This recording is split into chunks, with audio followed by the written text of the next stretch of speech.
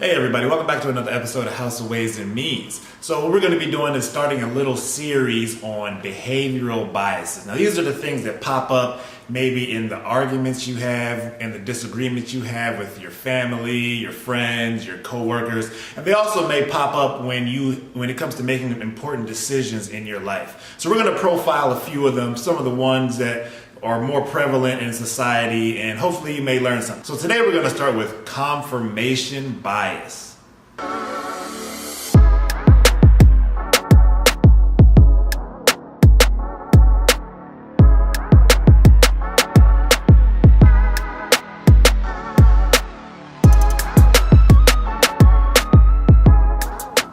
Alright, so let's talk a little bit about confirmation bias, what it means, right? So confirmation bias is really just when you have a belief that you've always had in the past, and with new information, you only believe the new information if it supports what you believed in the past. So we're going to illustrate it with a quick example. Del has a deep-seated belief that his wife, Anne-Marie, doesn't pay him enough attention. However, on a typical day that they have alone together, this is what happens. As you can see, Anne-Marie is typically doing nothing. She has a lot of free time and she may be in the same area as Del, but Del does not pay her any attention. He's usually very involved in his day-to-day tasks and interests. Anne-Marie works from home, however, and sometimes she gets very important business-related calls that she has to field, and during that time, she has to give the call her full attention and she's unable to entertain Del. Now these calls may last anywhere from 5 minutes to 15 minutes, but in that interim, she's not able to respond to Del.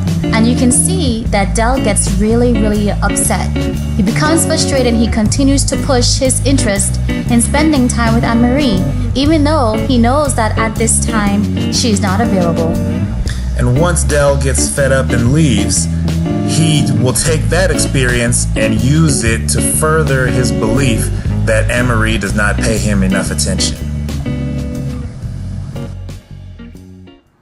Alright, so everybody knows, especially you women, especially if you have children, you know that you could be lounging around the house, just doing nothing all day, and the minute your phone rings, all of a sudden here it comes, your child, whatever they have to tell you is suddenly the most important thing, and in that moment, as they're trying to tell you, you're doing something else. So you give them the "I'm not available right now" type thing, and they're like, "Oh, you don't love me, you don't want to spend time with me." Like, I get that a lot, dealing with my stepson. When he's here, he's just, usually in his room. I'm like, "Hey, you want to watch TV with me?" "No, like, I'm good." You want to do something? You want to go to the store with me?" "No, I'm good." And then the minute I start working, he comes on, he's just like, Oh, you're working?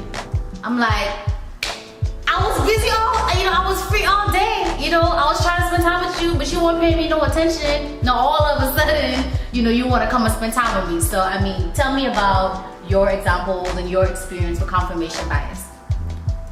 So in my world, confirmation bias comes up all the time when you're trying to invest your portfolio. So say you have this specific stock that you have. Say you got a hot tip from your friend a couple years ago and you've been watching it and you bought in, and you're just like letting the thing ride. Now a couple years in, there's some not so great news that's coming out about the company, but you have such an ingrained belief in this company that you kind of ignore it. So say 10 stories come out in a day, 9 of them are negative, talking about how the CEO is, skimming money, they're cooking the books.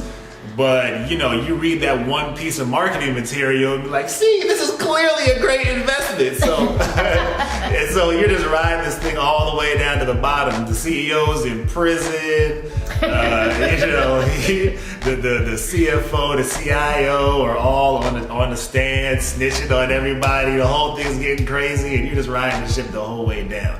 So in that example, you believed so strongly that this was a good investment that you ignored all the blatantly horrible news to the contrary. Now, what is a way that you think that you can really counteract this confirmation bias that's within you? Well, a really good example of the way that you can combat confirmation biases are pretty much just by recognizing that the information that you do receive, you have to weigh evenly. So just as you get the positive information that affirms your belief, your original belief, you have to take all of the information that you've gathered about whatever the idea is, the concept, before you make a decision. So in this sense, you would have to be very objective in the way that you consider the information. So the way that you can apply that with the example that I give is my stepson would need to look at the different scenarios and different opportunities where we have to spend time together and think, okay, well, how did I respond, in those moments? And then he'll see, oh yes, well, she wanted to spend time with me here, she wanted to spend time with me there, she wanted to spend time with me here. So it's not that he's a bad person and I don't want to spend time with him, but it's just more so that in those individual instances, he wasn't interested in it. So with that information, all that information, he'll be able to kind of weigh out the information provided and then make a decision as to how I really feel about him, as opposed to just using information that solely supports his initial thought.